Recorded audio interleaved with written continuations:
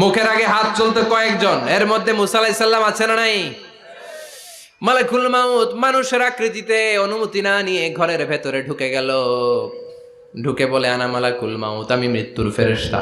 তো কি চাও? জিতু আন আকবাদা রূহাক, আপনার রূহ কবজ করতে আসছি। কিন্তু মুসা আলাইহিস সালাম দেখতেছেন দিব্য একজন মানুষ, কি দেখে? আবার সালাম দেয় নাই, অনুমতি নিয়েও ঢুকে নাই। অমিয়া, অনুমতি নিয়ে ঘরে ঢোকার দরকার আছে না নাই? মুসা আলাইহিস সালামের মেজাজ বড় গরম। উনি বললেন, কি করবি? কয়, আপনারে মারবো। কয়, এদিকে আয়। মালাকুল মাউত মনে মনে ভাবে, এতদিন সব মানুষগুলো আমারে দেখলে দিত দৌড়, আজকে মনে হয় আমারে দিতে হবে দৌড়।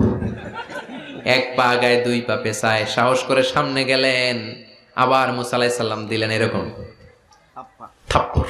ফাসাক্কাহু ফাফাকু আইনা, বুখারীর বর্ণনা, এক থাপ্পড়ে চোখ নাই। ঠিকই মালাকুল মাউত দৌড়, এক দৌড়ে আল্লাহর কাছে।